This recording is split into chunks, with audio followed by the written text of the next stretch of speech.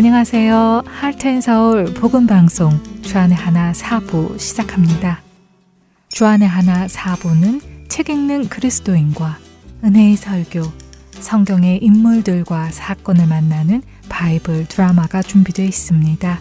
먼저 책 읽는 그리스도인으로 이어집니다.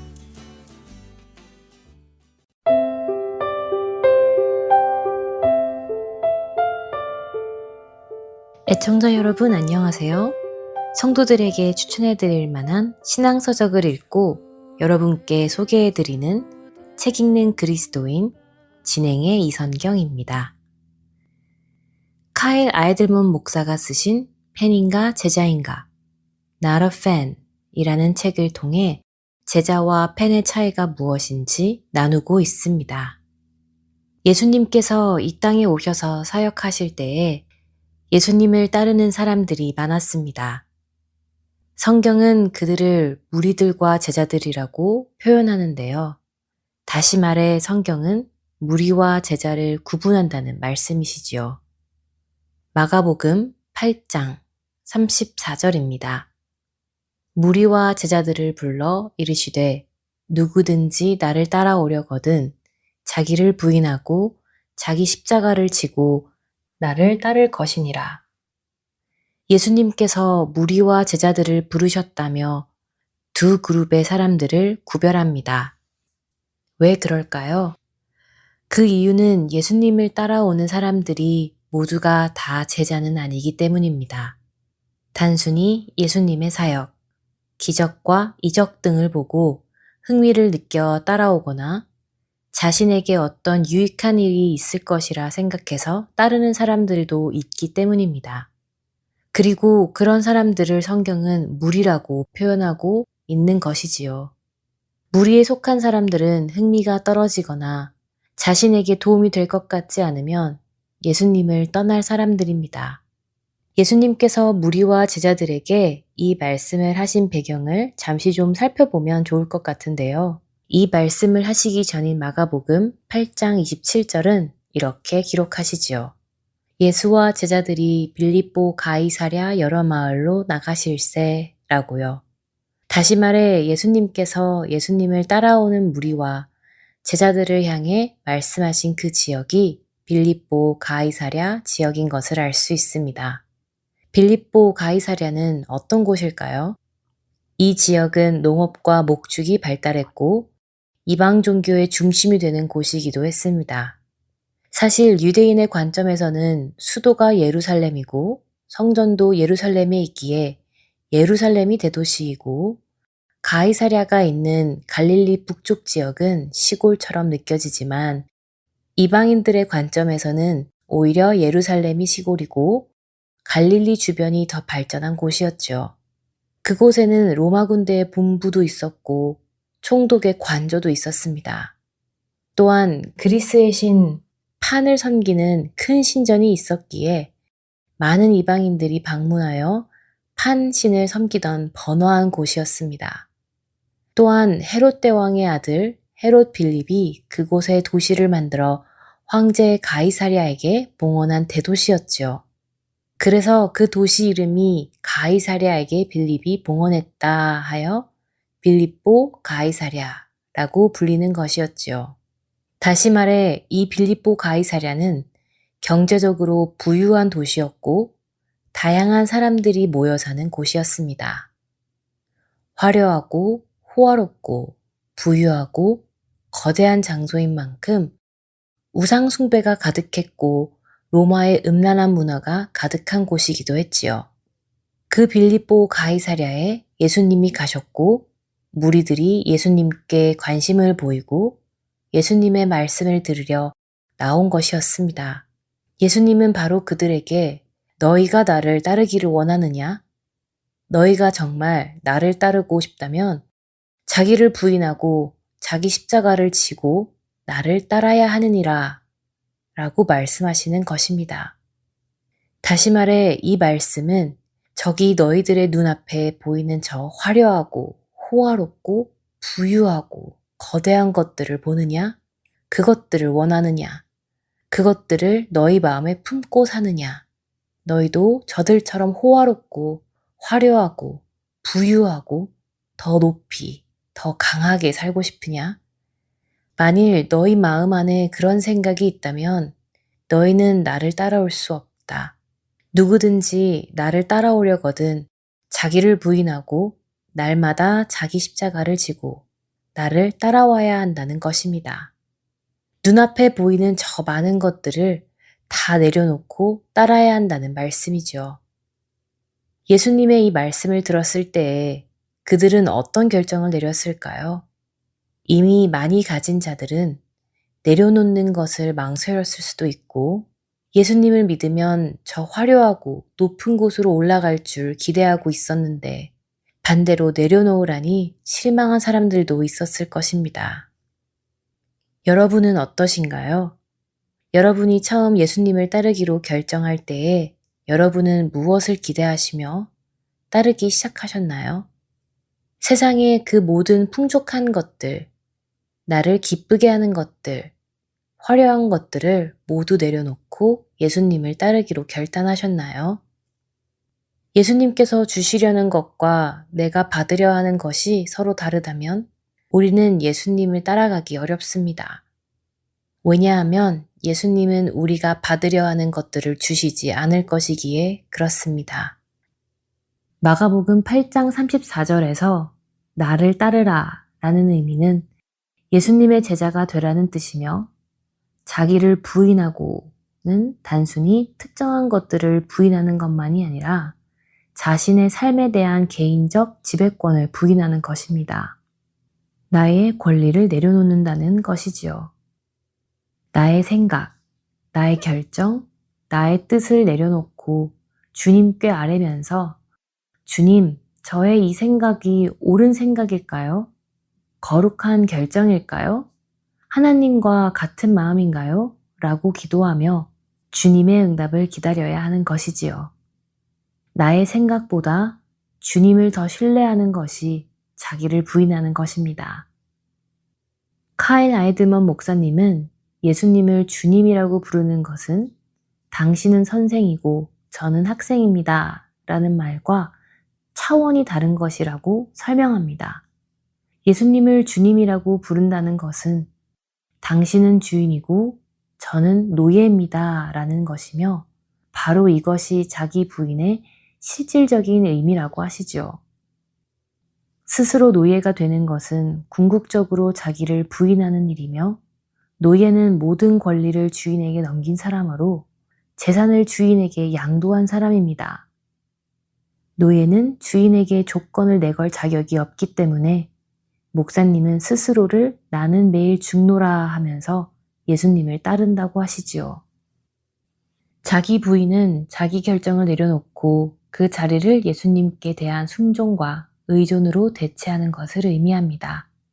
주님보다 내 생각이 앞설 때 나의 생각을 내려놓고 주님을 바라보며 주님의 일을 바라보는 것.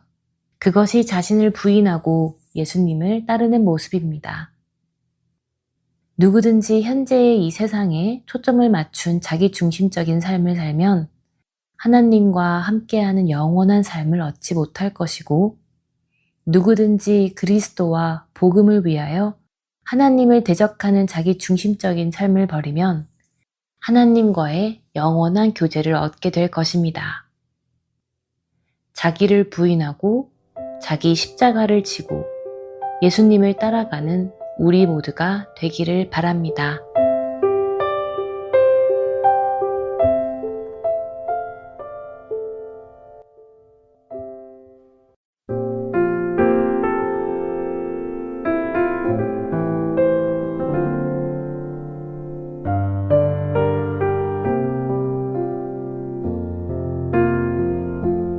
내가 어디에 있든지 무엇을 하든지 나는 주만 섬기리. 주를 위하여 나의 전부 드리네. 주는 나의 생명 나의 모든 것.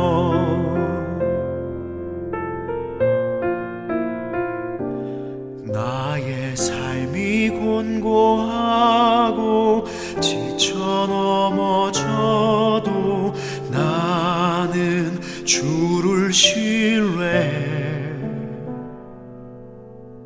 세미한 음성 내게 들려주시네. 나의 갈 길 주가 보여주시네.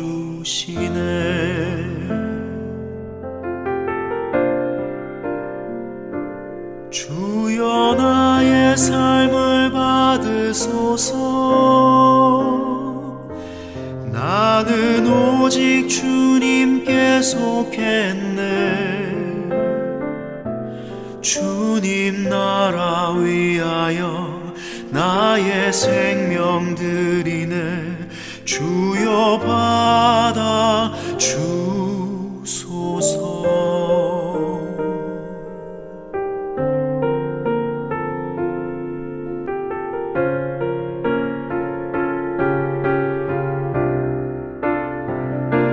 주여 나의 삶을 받으소서. 나는 오직 주님께 속했네. 주님 나라 위하여 나의 생명 드리네. 주여 받아 주소서. 주여 나의 삶을 받으소서. 나는 오직 주님께 속했네. 주님 나라 위하여 나의 생명 드리네. 주여 받아 주소서. 주의 나라 임하소서. 주께 두 손 드나이다.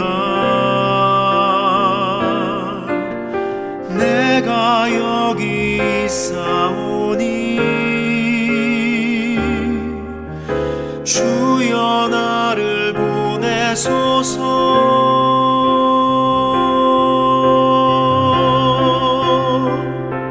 주여 나의 삶을 받으소서.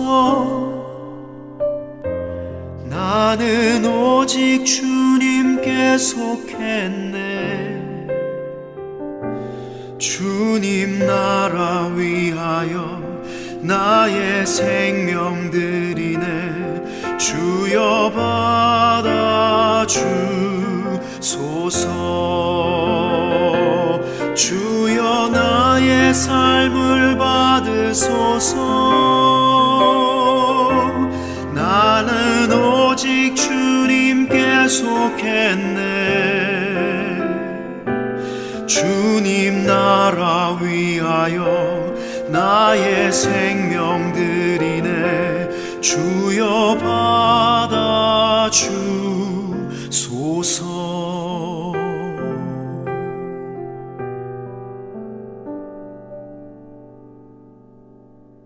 주님 나라 위하여 나의 생명 드리네. 주여 받아 주소서.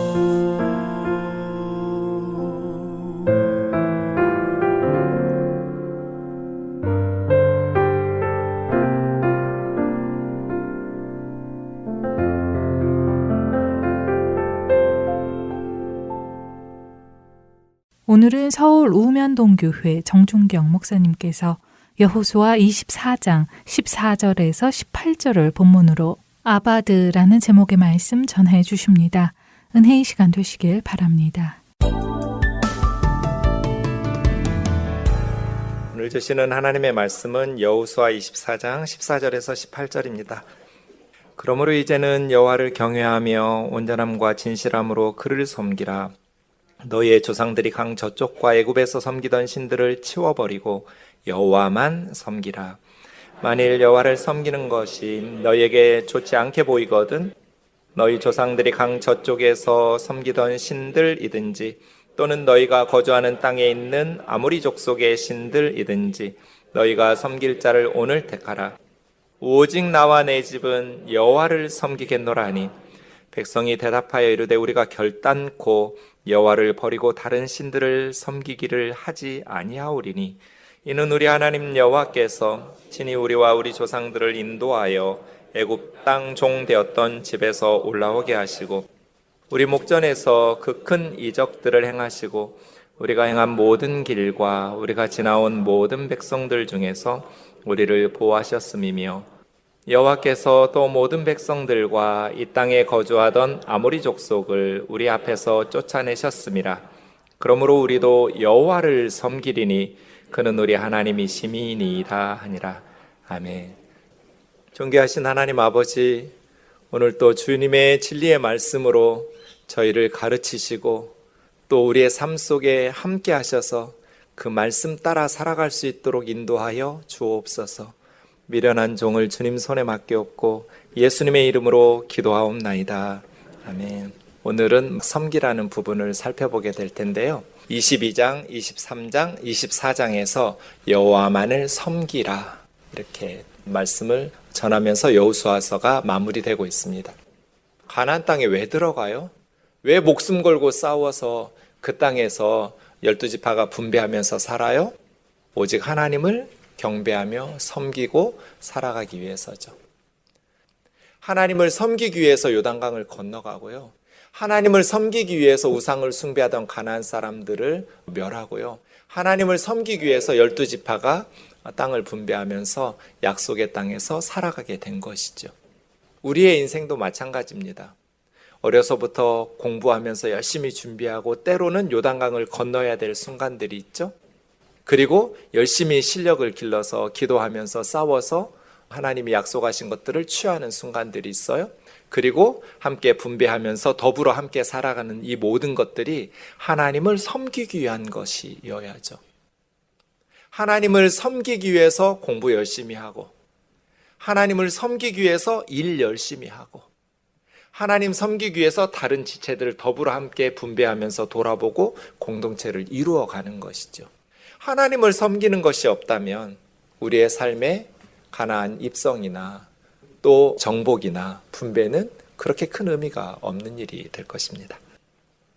하나님을 어떻게 섬길 것인가? 그리고 누구를 섬길 것인가? 이것은 여호수아 시대의 이스라엘 백성들뿐 아니라 우리 모두에게도 매우 중요한 메시지일 겁니다. 하나님을 어떻게 섬겨야 되는가? 그리고 우리는 누구를 섬겨야 되는가? 하나님을 어떻게 섬겨야 되는가에 대해서는 세 가지 단어가 사용되었습니다. 여호와를 경외하며, 온전함과 진실함으로 여호와를 섬겨라입니다. 여호와를 경외한다라고 번역하니 야레라는 말은 두려워한다는 뜻입니다. 막 하나님을 공포스럽게 두려워한다라는 의미가 아닙니다. 존경하고 사랑하기 때문에 두려워하고 경외한다는 뜻입니다. 우습게 여기지 않는다는 의미예요. 하나님을 가볍게 여기지 않고 우습게 여기지 않고 하나님을 경외하는 사람. 완전함이라는 탐임이라고 번역한 이 온전함, 완전함은 흠이 없다는 뜻입니다.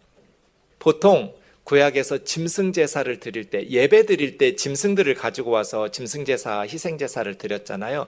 그럴 때 하나님 앞에 드리는 그 희생 제물이 흠이 없을 때 탐임이라고 말합니다. 뭐 눈이 멀었거나 양이나 소나 염소가, 아니면 상처가 있거나 뭐 어떤 질병이 들었거나 이런 흠이 있는 제물이 아니라 건강하고 흠없는 깨끗한 양이나 염소나 소, 이러한 제물로 하나님 앞에 드리는 걸 흠이 없는 제물, 온전함, 탐임 이렇게 말합니다. 진실함이라고 번역된 에메트라는 말은 아멘이라는 단어하고 어근이 같은데요. 거짓이 없다는 뜻입니다. 거짓이 없는, 진실한. 하나님을 섬길 때는 어떻게 하나님을 섬기는가? 이 세 가지가 중요합니다. 하나님을 경외하는 삶, 그리고 온전함과 진실함으로 하나님을 섬기라는 것입니다. 세 가지 맥락이 있습니다. 먼저 경외한다라는 것은, 하나님을 두려워한다라는 것은 언제나 말씀 순종과 연관되어 있습니다. 하나님을 우습게 여기는 사람은 하나님의 말씀을 가볍게 여길 겁니다. 하지만 하나님을 경외하는 사람, 하나님을 두려워하는 사람은 하나님의 말씀에 순종하려고 힘쓸 겁니다. 소돔과 고모라가 무너질 때 롯의, 아브라함의 조카 롯이 자기 두 딸과 결혼하기로 되어 있던 사위 두 사람에게 여호와께서 이 성을 멸하실 거라는 말씀을 전합니다. 천사들의 메시지를 전달하면서 여호와께서 이 소돔과 고모라를 멸망시킬 테니까 너희들은 일어나 이곳을 떠나야 살 수 있다. 장인 될 사람이 그렇게 하나님의 말씀을 전하면 잘 믿어지지 않더라도 그래 혹시 그럴 수도 있으니까 하면서 성 밖으로 나갈 수도 있잖아요. 그런데 이 두 사위는 하나님께서 이 성을 멸하신다라는 말씀을 농담으로 여겼어요. 이것이 하나님의 말씀에 불순종하고 우습게 여기는 거죠. 경외함이 없는 거예요. 하나님을 경외한다라는 것은 하나님의 뜻과 하나님의 말씀에 순종하기 위해서 힘쓰는 거예요. 하나님을 두려워하기 때문에 하나님의 뜻대로 살고 하나님의 말씀대로 살려고 힘쓰는 삶. 여호수아는 그렇게 이스라엘 백성들에게 권면한 것이죠. 하나님을 경외해라. 하나님의 말씀, 하나님의 명령, 하나님의 계명을 지켜 행하라는 거예요. 두 번째, 온전함이라고 말했던 탐임은 예배와 관련되어 있습니다. 말씀드린 것처럼 하나님 앞에 예배드리러 나올 때 가져오는 재물에 흠이 없음, 이 탐임입니다. 하나님 앞에 온전함으로 섬겨라, 이 말은 하나님 앞에 흠없는 예배자가 되라는 뜻입니다. 말라기 1장 6절에서 10절을 보겠습니다. 내 이름을 멸시하는 제사장들아, 만군의 여호와가 너희에게 이르기를 아들이 아버지를, 종이 주인을 공경하는데 내가 너희 아버지인데 너희가 나를 공경함이 어디 있냐? 내가 너희 주인인데 너희가 나를 두려워함이 어디 있느냐? 왜 내가 너희 아버지이고 너희 주인인데 너희는 나를 공경하지도 않고 나를 두려워하지도 않냐? 경외하지도 않느냐? 그때 제사장들이, 이스라엘의 백성들이 우리가 어떻게 주의 이름을 멸시했습니까? 우리가 언제 주님을 경외하지 않았고 언제 주님을 공경하지 않았습니까? 그때 하나님께서 7절, 8절에서 내게 예배드리러 나올 때 더러운 떡을 제단에 드리면서 어떻게 주를 더럽게 했다고 묻느냐? 너희가 예배하러 나올 때 눈먼 희생제물을 바치는 것이 어찌 악하지 않냐? 저는 것, 병든 것 드리는 것이 어찌 악하지 않냐? 너희 총독에게 그거 선물로 드려보라. 너희 총독이 그것을 기쁘게 받아주겠냐? 총독에게도 드리지 못할 것을 하나님 앞에 예배드리러 나오면서 눈먼 희생제물, 저는 것, 병든 것, 더러운 떡을 드리면서 그렇게 예배하면서 나에게 은혜를 구하면서 우리를 불쌍히 여겨달라고 할 수 있느냐는 거예요. 내가 너희 중 하나인들 받겠느냐? 너희가 제단 위에 헛되게 불사르지 못하도록 너희 중에서 성전 문을 닫아버릴 자가 있었으면 좋겠다. 아, 이거 얼마나 심한 말이에요. 그렇게 예배드리느니 차라리 너희가 내 앞에 나와서 예배를 못 드리도록 성전 문을, 예배당 문을 잠가버릴 자가 있었으면 좋겠다. 하나님께서 그렇게 말씀하시는 거죠. 내가 너희를 기뻐하지 아니하며 너희 손으로 드리는 것 받지 않을 거다. 탐임, 온전함으로 하나님을 섬기라는 것은 하나님 앞에 흠없는 예배자가 되라는 거예요. 저와 여러분은 어떻게 하나님을 섬기고 예배하고 있나요? 애들도 먹다 남은 거 주면 싫어해요. 이런 걸 선물이라고 주냐고 화를 내요. 하물며 하나님 앞에 예배할 때 그렇게 온전하지 못한 예배를 드리면 어떻게 해요? 하나님의 시간을 먼저 떼어놓고 하나님 앞에 예배하고 하나님께 드릴 것들을 먼저 떼어놓고 하나님께 드려야지. 쓰다 남은 시간, 쓰다 남은 헌금으로, 쓰다 남은 봉사로 하나님을 섬기는 게 어떻게 온전한 예배자가 되겠어요? 먼저 하나님 것부터 떼놓고 남은 것으로 내 걸 써야죠. 하나님 앞에 예배할 때 어떤 예배자인가? 피곤하면 들어 눕고 쉬고 빼먹고, 바쁘면 급하면 생략하고, 이런 식으로 어떻게 하나님을 섬겨요? 온전함으로 하나님을 예배해라. 너희가 은혜를 구하고 우리를 불쌍히 여겨주세요, 하나님 도와주세요, 하나님 함께해 주세요 라고 은혜를 구한다면 너희가 어떻게 나를 섬겨야겠냐는 거예요. 내가 너희를 기뻐할 수 있겠냐? 내가 너희 중 하나인들 받아줄 수 있겠냐? 담임, 여호수아는 이스라엘 백성들에게 하나님을 온전함으로 섬겨라. 흠없는 제물로 예배하라는 뜻이에요. 마지막 세 번째, 진실함, 에메트입니다. 이 진실함은 사랑과 관련되어 있습니다. 하나님을 거짓없이 사랑하는 삶, 그 하나님을 진실함으로 섬기는 거예요. 겉으로 경건한 척, 하나님 사랑하는 척 흉내내지 말고, 무대에서 연기하듯이 위선 떨지 말고 진실함으로 하나님을 섬기라.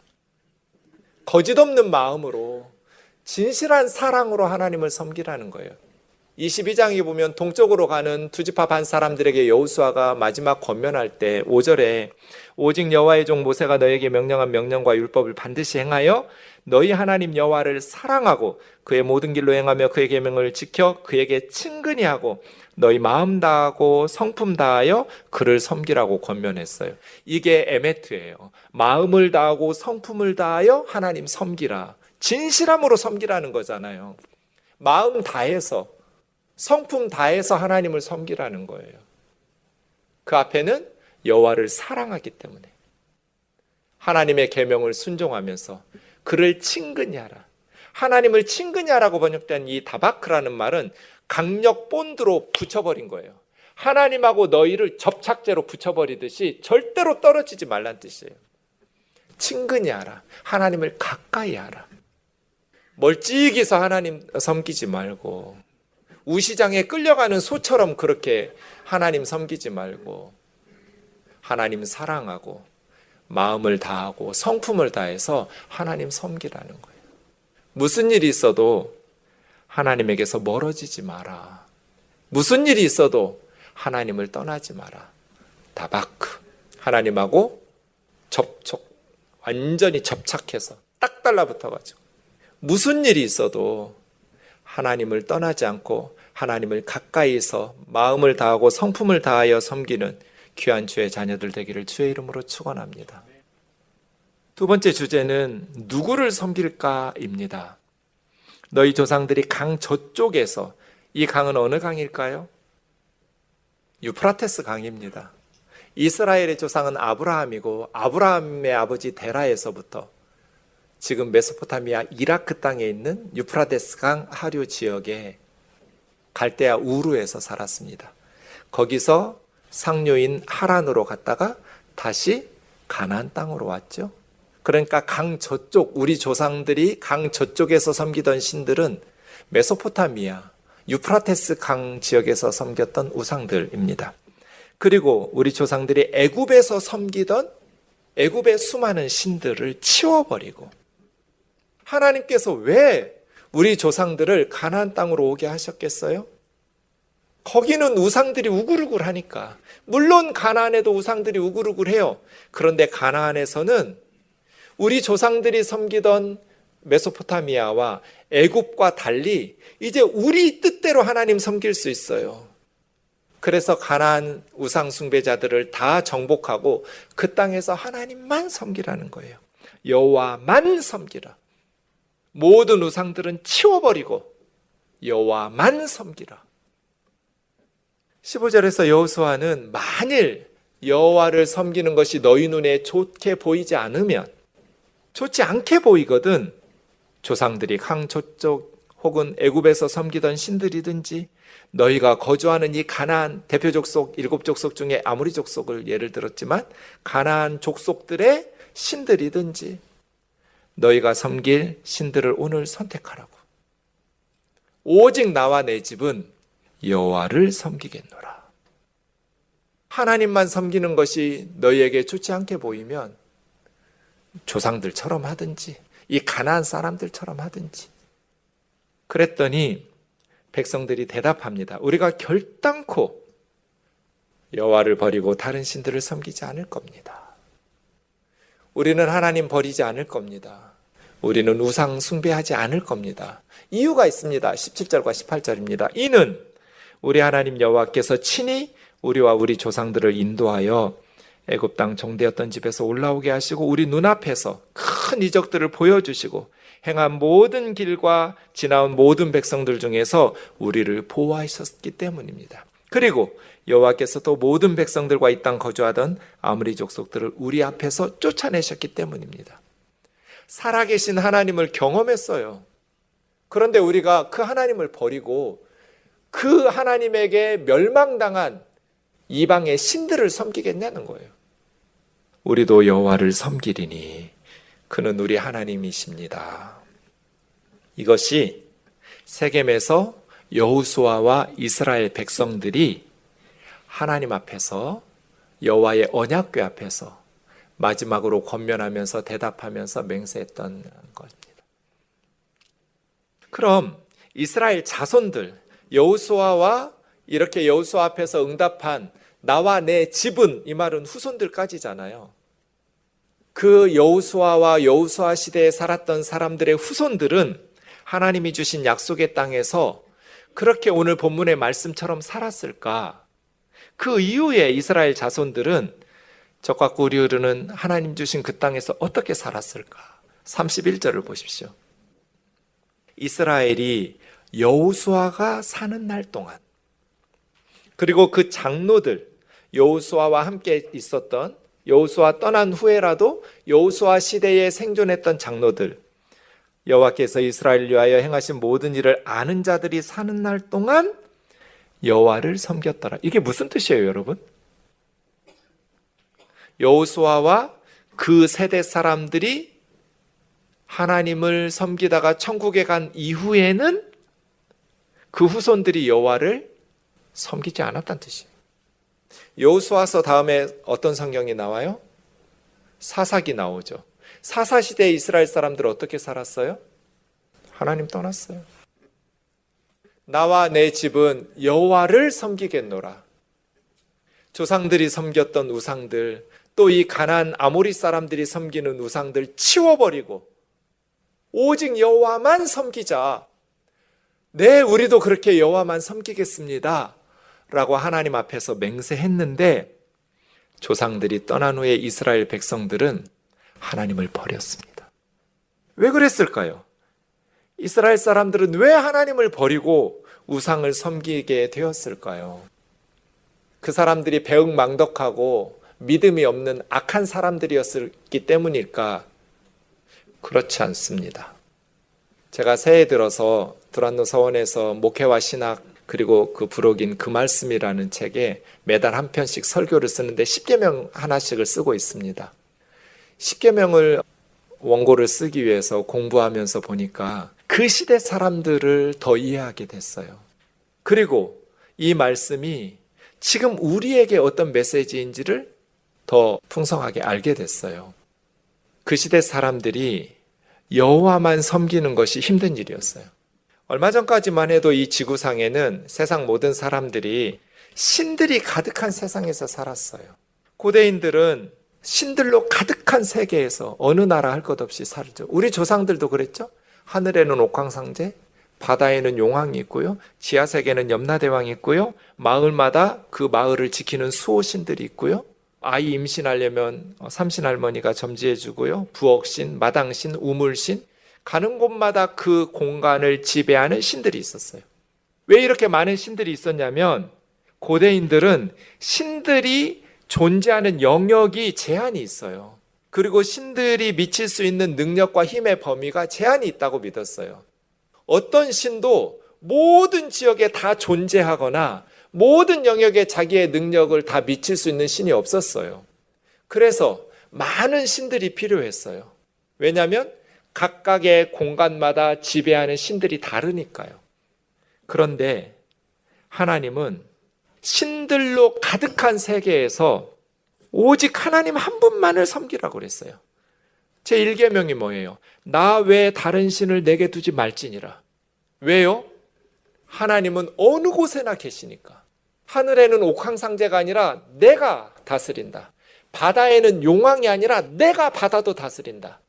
애굽에는 애굽의 신 라, 태양신이 아니라 내가 애굽에서도 하나님이고 다스린다. 홍해에서 바다에서는 바다의 신이 아니라 내가 가른다. 광야에서도 내가 하나님이다. 하나님은 무소부재하신, 모든 온 우주에 충만하신 유일하신 하나님이에요. 이런 유일하신 하나님, 전지전능하시고 무소부재하신 신의 개념은 고대인들은 상상할 수도 없는 일이에요. 한 번도 이런 생각을 해본 적이 없어요. 그래서 많은 신들이 있고 많은 신을 섬길수록 좋아요. 그런데 하나님께서는 모든 신들은 다 거짓이고 사람들이 만들어낸 것이다. 사실은 사람들은 그 신상 물건을 신으로 섬긴 게 아니에요. 신이 그 신상 속으로 들어간다고 믿었어요. 그 신상 속에 있는 신을 섬긴 거지 그 신상을 섬긴 게 아니에요. 신상과 신은 달라요. 단어도 다르고요. 그래서 그 신상을 신이라고 여기지 않아요. 고대인들이. 신상 속에 신이 들어가 있는 거예요. 그런데 하나님은 신상을 만들지 마라. 어떤 형태로도 하나님을 물건으로 새겼거나 주물해서 만들지 말라고 명령하셨어요. 이건 고대인들에게는 상상할 수도 없는 일이에요. 왜냐하면 크고 위대한 능력 있는 신일수록 큰 신상을 가지고 있고 많은 여러 개의 신상을 가지고 있기 때문이에요. 왜요? 불안하거든요. 신이 안 보이면. 사람들 손으로 신상을 만들어 놓고 그 안에 신을 집어넣어놔야 사람들이 불안하지 않잖아요. 자기들이 사는 가까운 곳에 신의 집을 지어놓고 신의 신상을 만들어 놓고 그 앞에서 말하면 그 신이 듣고 내가 도움이 필요할 때마다 신이 우리에게 도움을 줄 거잖아요. 그렇게 우상 숭배한 거예요. 그런데 하나님은 신상으로 하나님을 만들지 마라, 새기지 마라. 왜요?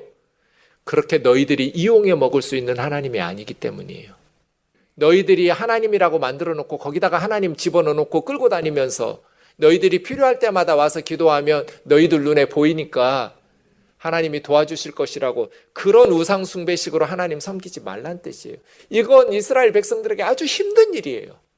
조상들이 섬겼던 메소포타미아에서도 애굽에서도 가나안 사람들이 아모리 족속들이 섬기는 가나안의 우상들도 신천지예요. 그냥 신으로 가득한 세상이에요. 그런데 이스라엘만 독특하게 하나님께서 어떤 신도 섬기지 마라. 왜요? 하나님은 하늘에도 계시고 땅에도 계시고 바다에도 계시고 온 우주 만물은 하나님이 다스리시기 때문에 유일신이에요. 그래서 이스라엘 백성들은 늘 불안했어요. 이집트에서 하나님의 능력을 경험했어요. 홍해를 가르는 하나님의 능력을 경험했어요. 그런데도 불구하고 광야에서 금송아지 만들었어요. 불안하니까. 모세가 40일 동안 산에 올라가서 안 보이니까 이스라엘 백성들이 불안한 거예요. 그래서 하나님을 애굽식으로 주변 나라 사람들식으로 금송아지로 만들어 놓고 거기다가 하나님 집어넣어 놓고 하나님 섬긴 거예요. 그래야 불안하지 않으니까. 광야에서 이스라엘 백성들이 늘 하나님을 시험했던 질문이 뭐냐면 여호와가 우리와 함께 계신가 그렇지 않은가예요. 어느 곳에나 계시는 신, 어느 곳에나 계시는 하나님은 이 사람들은 생각해 본 적이 없기 때문이에요. 지금 하나님이 여기에 우리와 함께 계시냐? 그게 확신이 안 드니까 신상 만드는 금송아지 만드는 거거든요. 아니라는 거예요. 하나님은 이스라엘 백성들에게 이방인들과는 다른 신앙, 오직 하나님 한 분만을 섬기는 유일 신앙을 요구하셨어요. 한 분 하나님이 온 세상을 다스린다는 것은 고대인들에게는 혁명적인 생각이에요. 하나님은 이스라엘 사람들에게 혁명적인 믿음을 요구하신 거예요.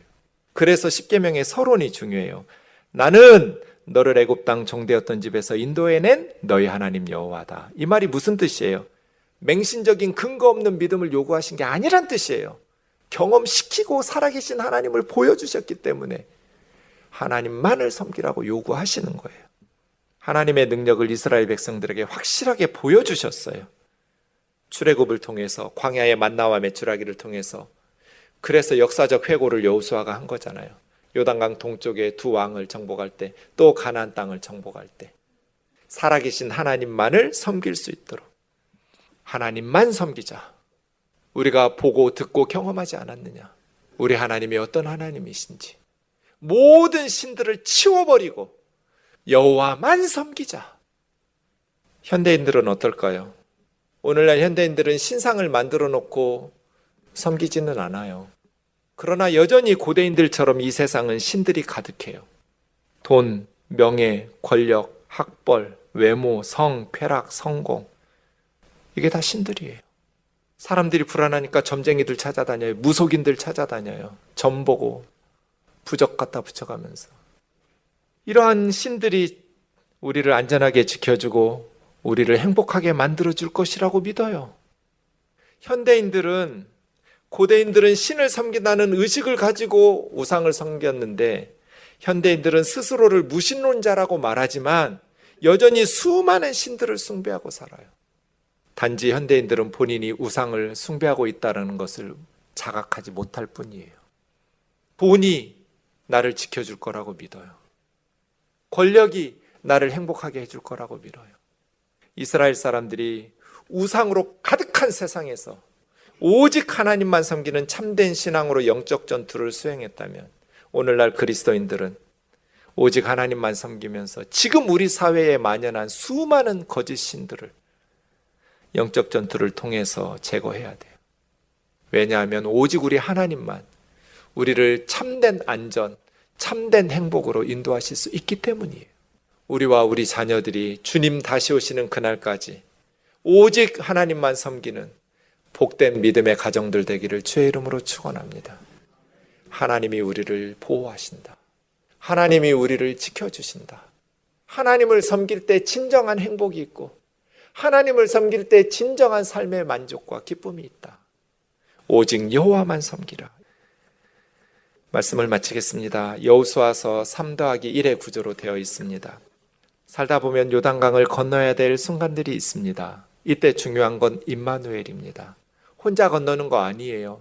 내 실력, 내 스펙, 내 경험 가지고 건너는 거 아니에요. 여호와와 함께 건너야 돼요. 임마누엘. 때로는 세상 사람들과 경쟁하고 싸우면서 가나안 땅을 취해야 될 때가 있습니다. 이때 중요한 건 신앙과 실력이라고 그랬습니다. 하나님이 주신 땅, 이건 신앙입니다. 목숨 걸고 싸워서 취한다, 이건 실력입니다. 하나님이 약속하신 땅을, 실력을 길러서 싸워서 취하는 것이죠. 때로 우리는 분배해야 될 순간들이 있습니다. 이때 중요한 것은 공평한 겁니다. 밀실에서 야합하고 탐욕을 부리고 이기적으로 하는 것이 아니라 더불어 함께 행복한 세상을 꿈꾸면서 공평하게 제비뽑기로 여호수아가 분배했듯이 그렇게 하나님의 백성들이 너그럽게 분배해야 될 순간들이 있습니다. 이 모든 것들은 다 여호와를 섬기기 위한 조건들입니다. 우리는 그렇게 요단강을 건너서 취하고 분배하면서 우상들을 치워버리고 하나님을 대적하여 높아진 세상의 모든 것들을 무너뜨리고 예수 그리스도 안에서 오직 하나님만을 섬기는 사회, 예수 그리스도 안에서 오직 하나님만을 예배하는 공동체로 세상을 변화시키는 그리스도의 일꾼인 줄 믿습니다.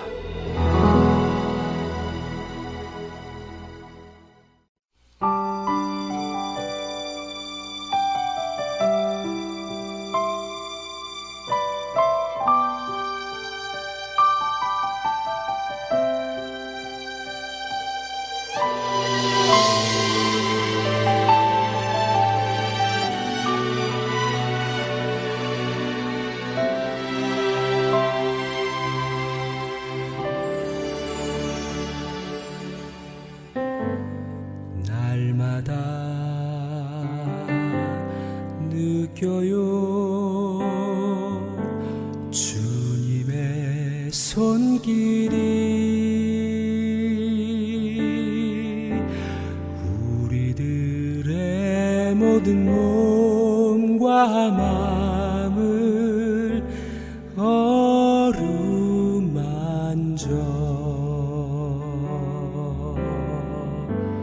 돌보시는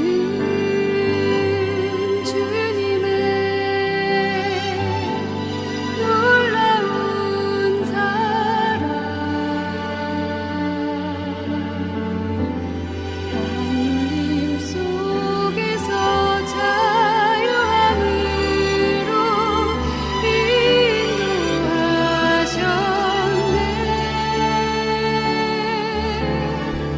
새 생명 내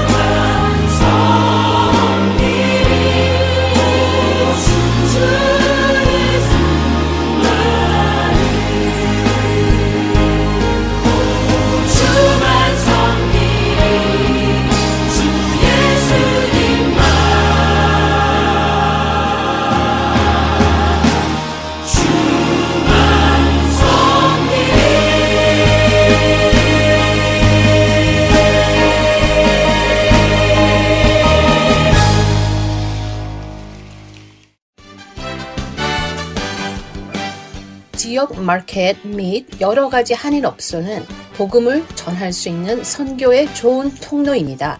커네티컷 주에는 한인들이 18,000명 정도 살고 있다고 합니다. 현재 커네티컷 주에는 하트앤서울 복음방송 CD가 배치되는 한인 마켓이 없습니다.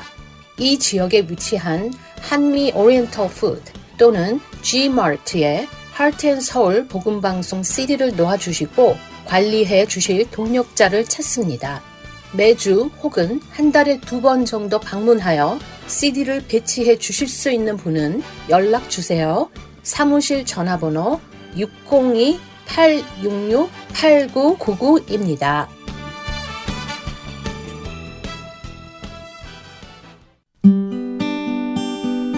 기쁜 소식 사랑으로 땅끝까지 전하는 아랜소.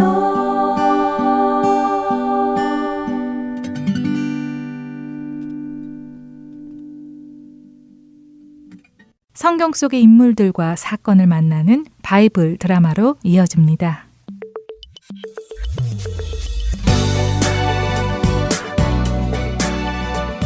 시청자 여러분 안녕하세요. 바이블 드라마 열왕기 편 진행의 박윤기입니다. 이스라엘을 2번이나 공격하고 하나님을 조롱했던 베나답 왕이 죽음의 위험을 느끼자 아합 왕을 찾아와 비굴한 모습으로 목숨을 구걸했습니다. 그리고는 아람이 빼앗았던 이스라엘의 모든 땅을 돌려주는 것은 물론 아합이 다메섹에서 조공을 받을 수 있게 하겠다고 약속했죠. 아합은 베나닷의 그런 제안에 기뻐하며 베나닷을 풀어주었습니다. 하나님은 그런 아합을 교육시키기 위해 아합에게 말씀을 전하게 했던 그 선지자에게 임하셔서는 다른 선지자로 얻어맞도록 하셨습니다. 얻어맞고 상처를 입은 선지자는 아합 왕이 자신의 얼굴을 알아보지 못하도록 자신의 누run을 가리고는 아합 왕이 지나가기를 기다렸습니다. 드디어 아합 왕이 선지자가 기다리고 있던 길에 나타났습니다.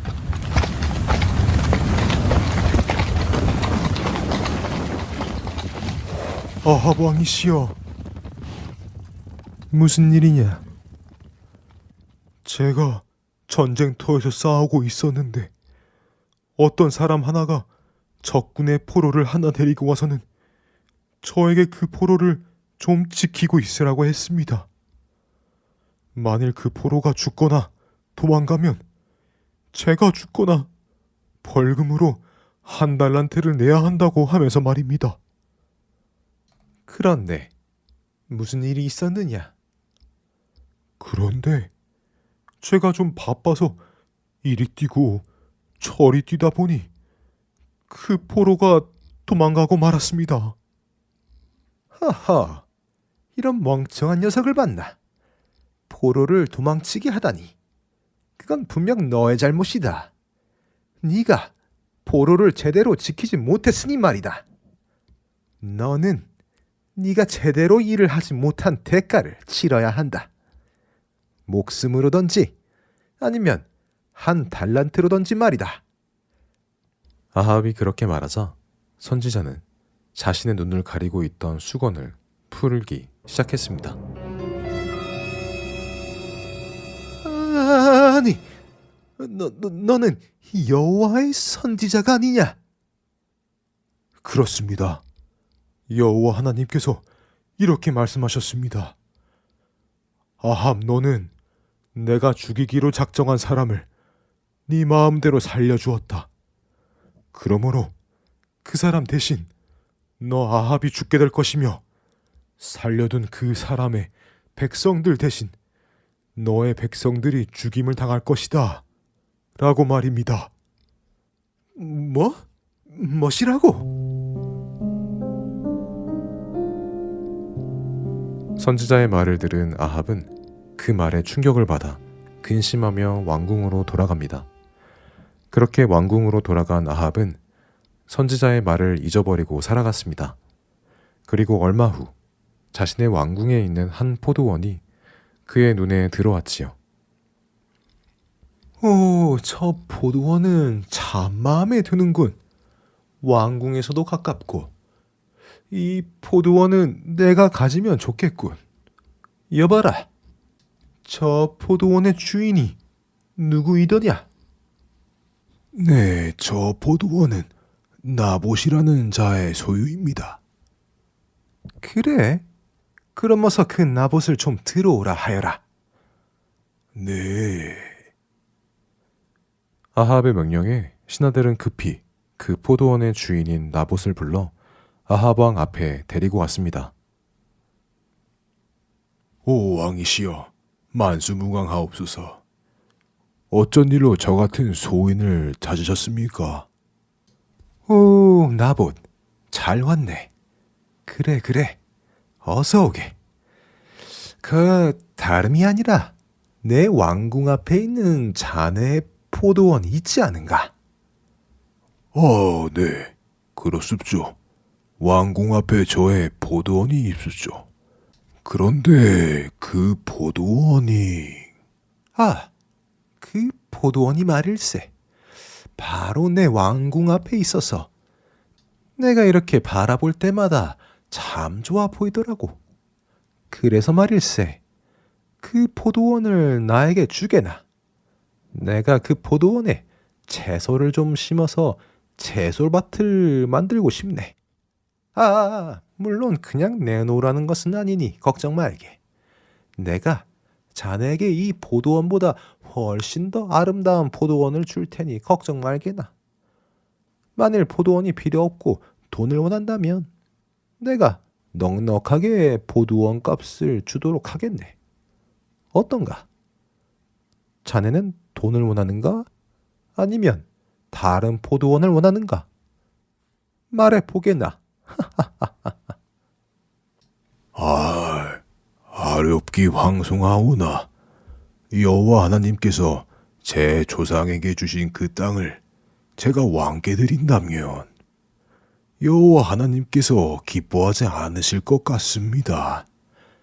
하나님께서는 땅을 사고 팔고 하지 말라고 하셨지 않습니까?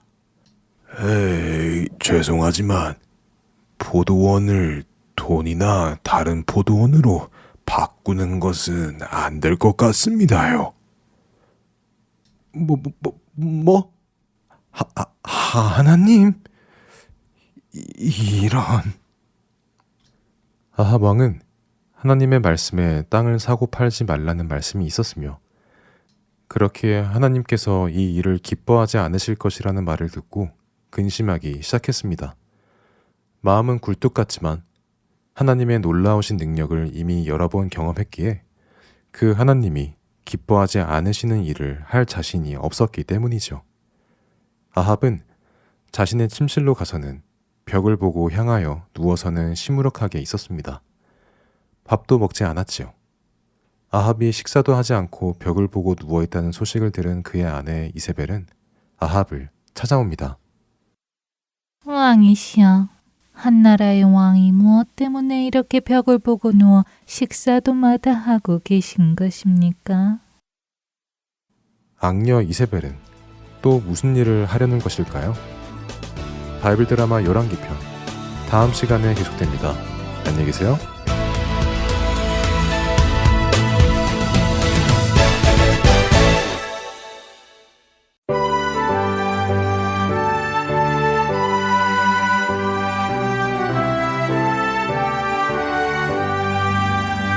주 없이 살 수 없네 죄인의 구주여 그 귀한 법의 피로 날 구속하소서 구주의 사랑으로 흘리신 보혈이 내 소망 나의 위로 내 영광 됩니다. 주 없이 살 수 없네 나 혼자 못 서리 힘없고 부족한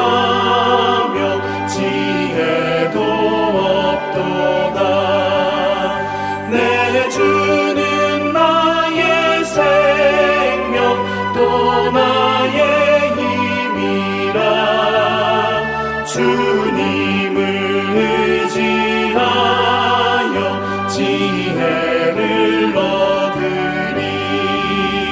주 없이 살 수 없네. 내 주는 아신다.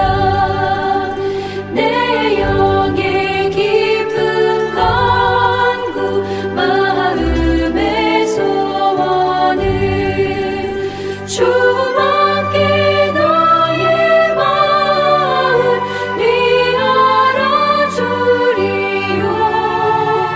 내 마음 위로하사 평온케 하시네.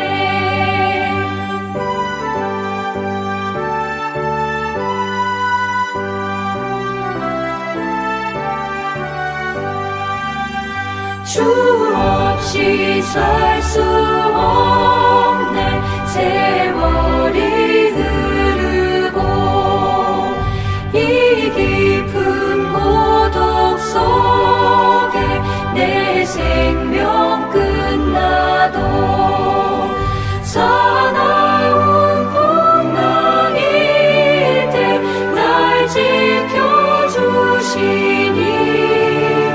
내 곁에 계신 주님 늘 힘이 됩니다.